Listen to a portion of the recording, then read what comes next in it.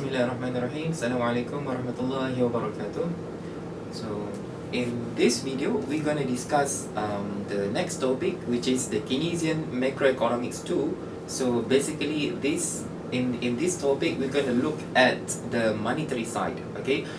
So far in the previous chapters, our discussion on the Keynesian macroeconomic models, we only look at the real side. Okay. So specifically, we look at all the components of aggregate demand, consumption, investment, government expenditure, net export, okay, and these variables, these are all real variables. They involve exchange of goods and services in the circular flow diagram, okay, and we haven't looked at the monetary side, okay. So we're going to look at specifically these three main variables. We're going to look at money, interest rate, and income. So basically, the objective of this course will be we're going to look at the role of money and interest rate, okay? And number two, we're going to look at the determinants of interest rate and income, or how the equilibrium interest rate and equilibrium income are determined by using the ISLM framework, okay? So first of all, we're going to look at money under the Keynesian system, okay? So if you recall back our discussion in the classical model, under the classical model, money is basically money doesn't have any effect, okay? So whenever the government, because under the classical model, the equilibrium output, so equilibrium income, it is supply determined, okay? So whenever the government increase money supply, the only thing that will change would be price, while income and output remains the same, okay? However, a fundamental difference, okay, between Keynesian and the classical on money is that under the Keynesian model, a change in money will change income, okay. So but the interest rate would be the link, okay, that would be the link where the change in money is going to be reflected in the change in income. So basically, Keynesian says that money affects income via interest rate. For example, if the government increase money supply, interest rate will go down, and when interest rate goes down, aggregate demand and income will go up. Okay, so basically we're going to look at these two links, okay, these two links. So we have link number one would be the link between money and interest rate. How does a change in money will then change interest rate? And the second link would be a change, so when interest rate change, how would that then influence aggregate demand, okay? So we're going to discuss the second link first, okay, how a change in interest rate will then change aggregate demand.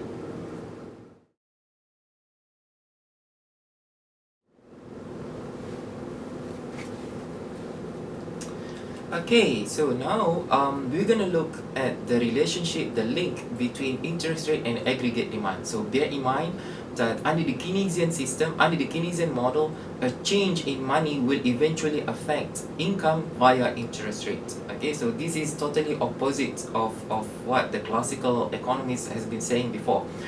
So before we go into further detail, let's try to first, look at the concept and try to get the logic, behind the change, how a change in interest rate will then affect these components of aggregate demand.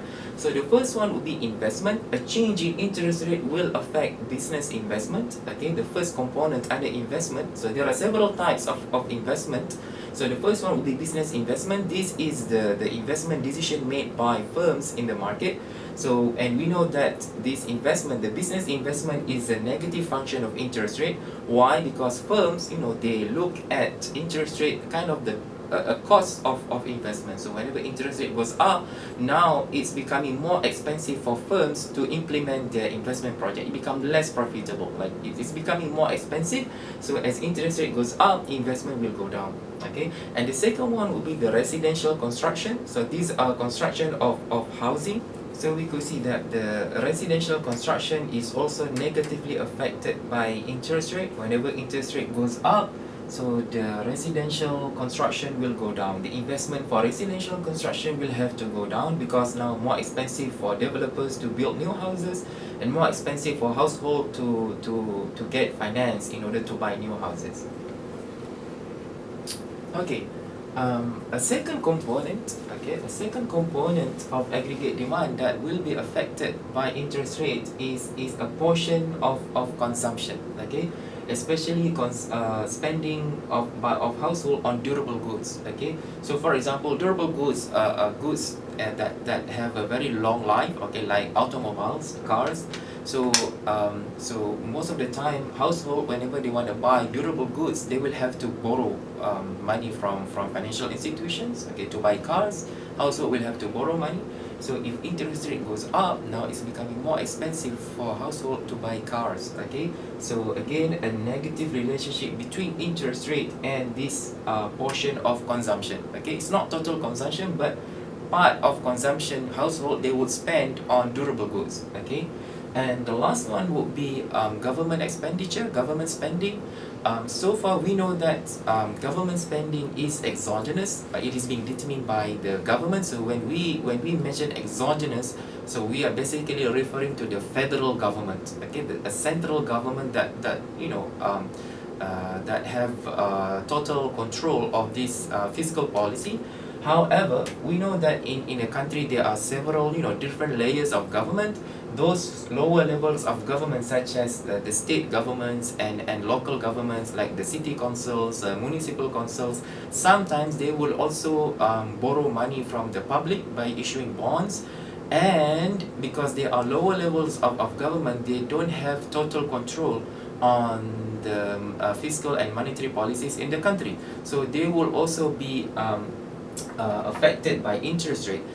So this lower levels government, whenever interest rate goes up, so now it is becoming more expensive for them to borrow money from the public. Okay, so whenever interest rate goes up, government spending of these lower levels government, I think, will basically goes down. Okay, again, another negative relationship between change in interest rate and government spending. Okay, so far I hope that you have a clear understanding of how a change in interest rate will affect these three components of aggregate demand. Okay, so before we move on into the mechanism, okay, a graphical analysis, a graphical explanation on how does these things happen.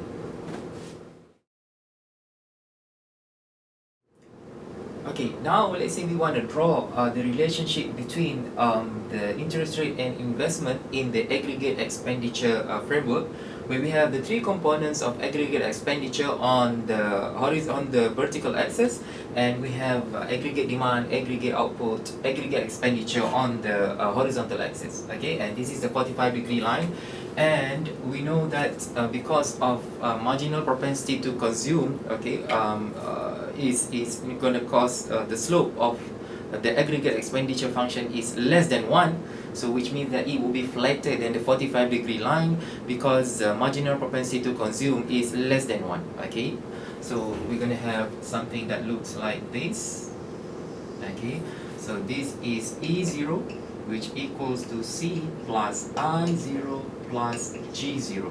Okay, and this would be our initial equilibrium at Y0. Okay, so now let's say there is a drop in interest rate. Okay, interest rate has gone down from R0 to R1. Okay, so let's say this is R1. Okay, so at R1, when interest rate goes down, basically the cost for investment has become cheaper. Okay, so now it is cheaper for firms to invest more. Okay, in that case, investment will go up from I0 to I1, and this will be the change in investment. Okay, the change in investment, so I0 has gone up to I1. Okay, and that will also be reflected in the aggregate expenditure framework, where the aggregate expenditure curve will shift up. Okay, will shift up. Okay, so this one, the change, this is change in investment. So basically the size here, the distance between I0 and I1 should equal to the distance between these two intercepts. Okay, so this one, so we're going to have a new equilibrium, a new aggregate expenditure at E1 equals to C plus I1 plus G0. Okay, so now investment has gone up from I0 to I1, and we have a new equilibrium. Output a new equilibrium aggregate expenditure here at Y1. Okay. Okay, so we have a new equilibrium at Y1. Okay, so if you just compare the change in investment, okay, the delta I, the size of delta I will be smaller than delta Y. Okay, so basically change in delta I will be smaller than a change in output because of the multiplier effect. Okay, which we have discussed before. Okay, so this is just to show you that how a change in interest rate can change aggregate expenditure. Why? Because one of the components of aggregate expenditure will be affected. Okay, I mean it will be the same if the consumer spending on durable goods change, or other levels of government also change their spending behavior.